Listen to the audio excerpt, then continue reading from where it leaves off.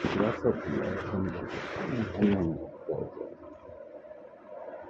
اللہ الرحمن الرحیم الحمد للہ رب العالمین والصلاة والسلام علی سید الانبیاء والمرسلین محمد وآلہ واصحابہ اجمعین۔ محترم معزز بھائیوں، بزرگوں، پردہ نشین خواتین، اللہ تعالیٰ نے اپنے فضل سے، اپنے کرم سے ہمیں اپنے راستے میں قبول فرمایا۔ اس پر ہم لوگ شکر بھی ادا کریں اور آنے والے حالات پر صبر بھی کریں۔ جو بھی علاقے کی تبدیلی کی وجہ سے، موسم کی تبدیلی کی وجہ سے اور طبیعتوں کی تبدیلی کی وجہ سے جو کچھ حالات آ رہے ہیں، یہی اس زمانے کی قربانیاں ہیں۔ پہلے زمانے میں صحابہ کرام کو ہجرت کے ذریعے سے آزمایا جاتا تھا، اور بدر میں آزمایا گیا، احد میں آزمایا گیا، تبوک میں آزمایا گیا، یرموک میں آزمایا گیا۔ لیکن اس وقت ہمارے لیے جو آزمائش ہے وہ یہی ہے، اور انہی آزمائشوں کو اگر ہم لوگ بصمیم قلب، بخوشی اللہ کے طرف سے امتحان سمجھ کر قبول کر لیں گے، انہی حالات پر اللہ ترقی عطا فرمائیں گے۔ اسی لیے فرمایا کہ بندوں کے لیے کون سی حالت ترقی کی ہوتی ہے ہمیں نہیں پتہ۔ اللہ تعالیٰ بندے کا مقام بڑھانے کے لیے، مرتبہ بڑھانے کے لیے، اپنے سے قربت کو اور مزید اقرب بنانے کے لیے اللہ تعالیٰ حالات کو لاتے ہیں۔ اسی لیے حضرات علماء فرماتے ہیں، کسی بھی نیکی سے بندہ اللہ کے قریب اتنا نہیں ہو سکتا جتنا مصائب پر صبر کرتے ہوئے بندہ ہوتا ہے۔ جب مصائب پر صبر کرتا ہے اس وقت اللہ کی قربت، اللہ کی انابت جتنی نصیب ہوتی ہے وہ کسی اور چیز سے نصیب نہیں ہوتی۔ اس لیے حالات کو کبھی مصیبت نہیں سمجھنی چاہیے، حالات کو کبھی مصیبت نہیں سمجھنی چاہیے، اور جو مصیبت سمجھے فرمایا اس کے لیے دو محرومیاں ہیں۔ ایک ہے ترقی سے بھی وہ محروم ہو جائے گا، ثواب سے بھی وہ محروم ہو جائے گا۔ اس لیے کہ مصیبت یہ تو نافرمانوں کے لیے ہے، مصیبت یہ تو ان لوگوں کے لیے ہے جن لوگوں کو اللہ سزا دینا چاہتے ہیں، لیکن ایمان والے کو اللہ سزا دینا نہیں چاہتے، ایمان والے کو اللہ جزا دینا چاہتے ہیں۔ اور جو جزا ہے وہ جزا کی مختلف شکلیں ہوتی ہیں، ان شکلوں میں یہ بھی ایک شکل ہے۔ کبھی اللہ تعالیٰ بندے کی ترقی دیتے ہیں اولاد کو چھین کر، کبھی اللہ بندے کو ترقی دیتے ہیں اولاد سے محروم فرما کر، کبھی اللہ ترقی دیتے ہیں بندے کو نقصان دے کر، کبھی اللہ ترقی دیتے ہیں بندے کو کسی محبوب چیز کو اپنے پاس لے کر، کبھی اللہ ترقی دیتے ہیں بندے کو بیماری دے کر۔ تو آپ اگر انبیاء علیہم السلام کی سیرت پڑھیں گے تو انبیاء میں آپ کو یہ تمام مثالیں ملیں گی۔ نافرمان اولاد دے کر بھی اللہ ترقی دیتی ہے، باپ نیک، ماں نیک، اولاد نافرمان۔ اب بیچارے دونوں کے دونوں اللہ کے سامنے رو رہے ہیں، دونوں کے دونوں اللہ کے سامنے رو رہے ہیں۔ ان کا رونا، ان کا گر گرانا یہ اللہ کے نزدیک انابت کا سبب ہے۔ اسی لیے یہ عرض کیا گیا کہ جب تک حالات بندے پر آئیں ان حالات کو حالات نہ سمجھیں، بلکہ حضرت نبی اکرم صلی اللہ علیہ وسلم نے صحابہ کو جو تربیت کی ہے وہ تربیت یہی کی۔ پوچھا صحابہ اکرام سے، روزانہ اللہ کے رسول امتحان لیتے تھے، جائزہ لیتے تھے، کارگزاری لیتے تھے، پوچھتے تھے حالات کیا ہیں، کیفیت کیا ہے۔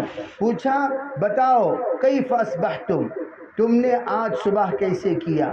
اصبحنا مؤمنین باللہ یا رسول اللہ، حضور ہم نے صبح کیا ایمان کی حالت میں، پوچھا لِكُلِّ شَيْءٍ عَلَامَةٌ مَاذَا عَلَامَةُ إِيمَانِكُمْ، ہر چیز کے لیے ایک علامت ہوتی ہے، بتاؤ تمہارے ایمان کی علامت کیا ہے؟ فرمایا سب سے پہلی چیز ایمان کی علامت، صحابہ یہ بیان کرتے ہیں، نصبر علی البلاء، حضور ہم مصیبتوں پر صبر کرتے ہیں، مصیبتوں پر صبر کرتے ہیں، یہ ہماری ایمان کی پہلی علامت ہے۔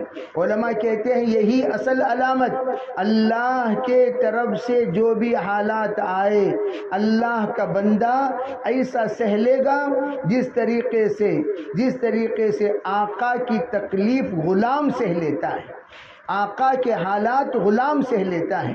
بے ہم سب اللہ کے غلام ہیں، ہم سب اللہ کی باندیاں ہیں، تو اللہ کے طرف سے جو بھی حالات آئے اس کو ہم سہ لیں، یہ سوچ کر یا اللہ اگر تیری رضا میری بیماری میں ہے، اگر تیری رضا میری اس تکلیف میں ہے، اگر تیری رضا میرے ان حالات میں ہے تو جس میں تو راضی ہے اس میں میں بھی راضی ہوں، جس میں تو راضی ہے، جس میں تیری رضا ہے اس پر میں بھی راضی ہوں۔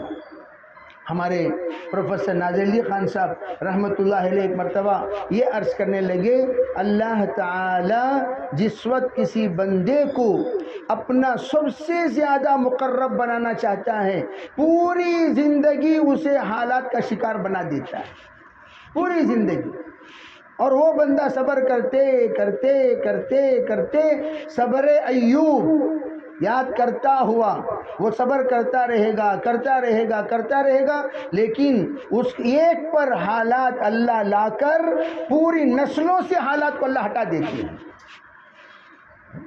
آج میں ایک واقعہ حضرت مدنی رحمۃ اللہ علیہ کا میں نے سنا کہ حضرت مدنی رحمۃ اللہ علیہ پر اتنے حالات تھے کہ حضرت مدنی اگر ٹانڈا بادلی جانا تھا، ٹانڈا بادلی اس زمانے میں، تو سہارنپور تک حضرت مدنی کسی نہ کسی طریقے سے پہنچ جاتے تھے، اور حضرت شیخ الحدیث زکریا صاحب رحمۃ اللہ علیہ کے پاس جا کر یوں کہتے تھے، بھائی مجھے یعنی اسی ملک کی آزادی کی محنت کے لیے مجھے ٹانڈا جانا ہے، جانے کے لیے میرے پاس کرائے کا پیسہ نہیں ہے۔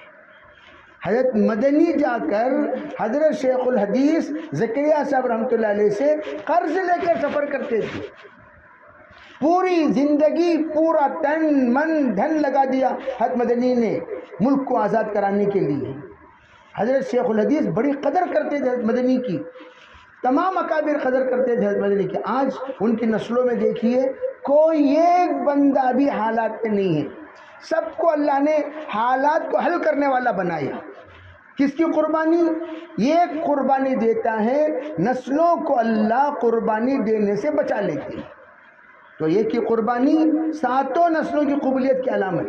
تو ہم یہ سوچیں کہ ہم آج قربانی دے رہے ہیں، ان قربانی کو جانے کے بعد کیا میرے جانے کے بعد پیٹ میں درد دے، وہاں جانے کے بعد جلاباں، وہاں جانے کے بعد سر میں درد، وہاں جانے کے بعد بخار، کہ اس کا ذکر کس کے سامنے کر رہے ہو بھائی؟ آپ لوگ ان کے میں ہمیشہ حاجیوں کو کہا کرتا ہوں، حج سے واپسی کے بعد کبھی تکلیفیں مت سنایا کرو، اگر تمہاری تکلیف سنانے کی وجہ سے کوئی حج سے رک گیا پورا گناہ تمہارے سر پر۔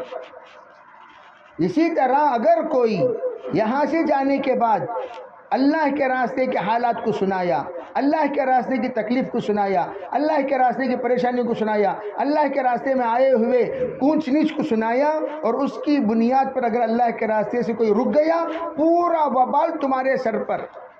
صحابہ کبھی زندگی میں حالات، غزوہ عسرہ جس غزوے میں صحابہ گٹلیاں چوس کر اپنا وقت گزارے، صحابہ اپنے پیروں پر چھیتڑے باندھ کر وقت گزارے، ان غزوے کی کارگزاری نہیں سنایا کرتے تھے۔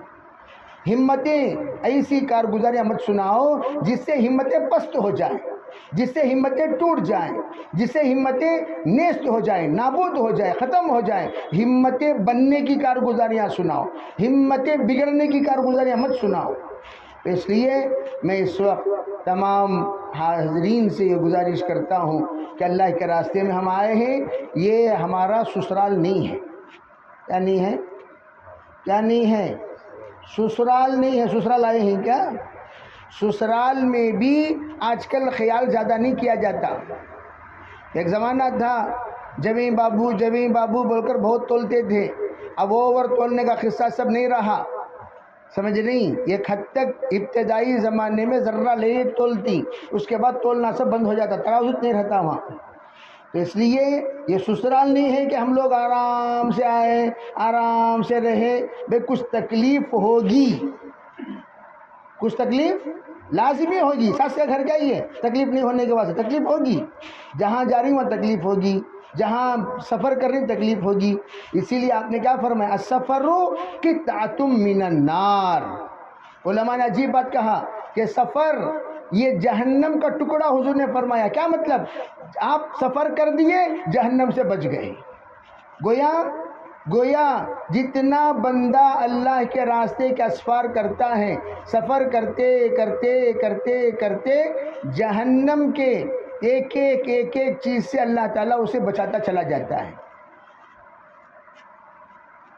तो इसलिए मैं ये अर्ज़ करना चाहता हूँ कि हम लोग इस बात की नीयत करें, कोशिश करें, इंशाअल्लाह हम लोग सफ़र को ये सोच कर करो, या अल्लाह ये जो सफ़र कर रहा हूँ, ये जो सफ़र मैं कर रही हूँ, ये सफ़र जन्नत के करीब होने का सफ़र बना दे और जहन्नम से दूर होने का सफ़र बना दे।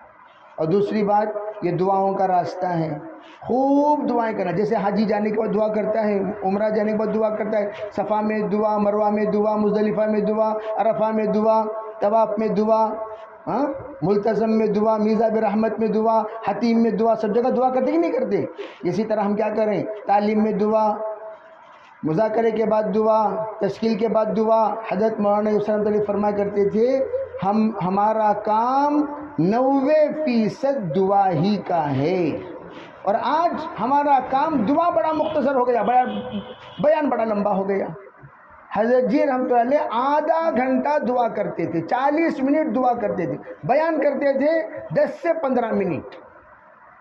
10 से 15 मिनट हज़रत जी रहमतुल्लाह अलैह की बात होती थी और आधा घंटे से ज़्यादा दुआ करते थे।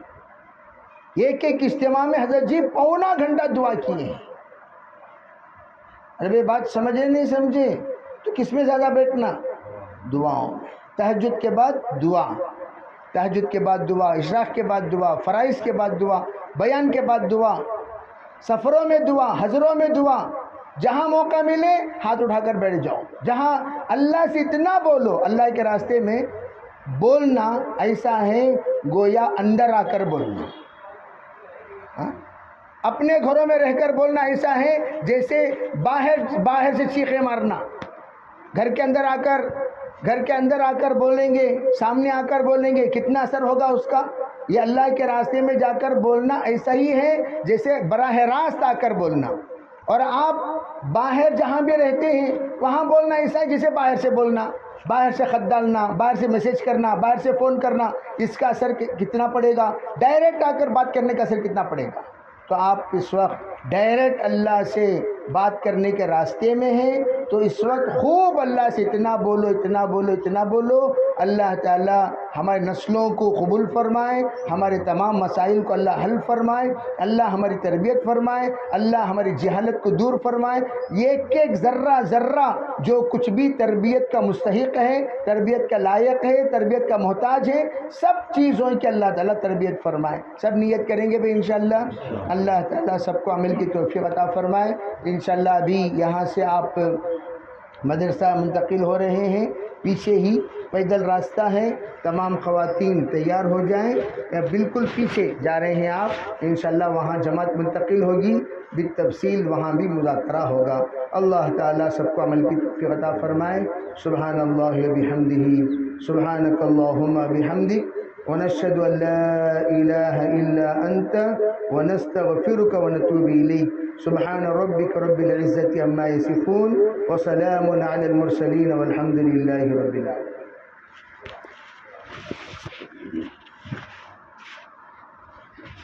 सरदार बादशाह साहब दोनों खड़े हैं।